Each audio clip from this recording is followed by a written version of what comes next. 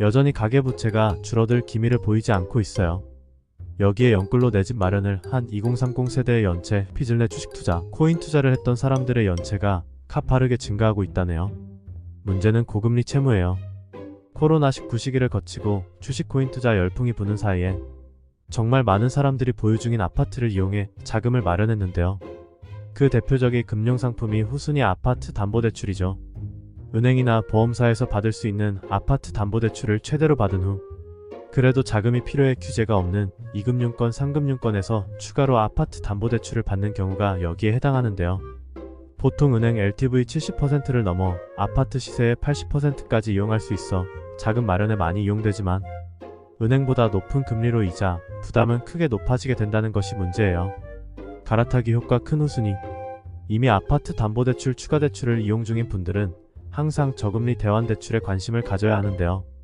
수시로 특판 상품이 나오거나 후순위 업체들의 상품 조건이 달라지기 때문에 잘 대환을 하면서 이자 절감 효과를 톡톡히 볼 수 있기 때문이에요.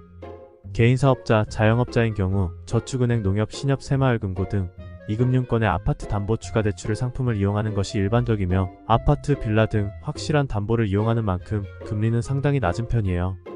또한 아파트 시세의 최대 80% 비율까지 이용할 수 있어 시세가 높은 아파트를 보유 중인 분들은 상당히 큰 금액을 마련할 수도 있죠.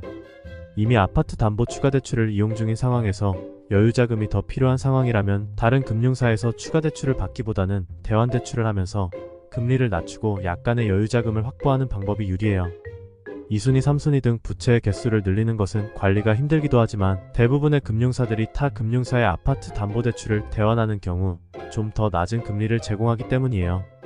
갈아타기를 간편하게 은행이든 2금융권이든 3금융권이든 아파트 담보대출 추가대출을 이용 중이라면 추가 자금이 필요하거나 저금리 대환대출이 필요하다면 카카오톡 무료 상담으로 가장 유리한 조건을 확인해보세요.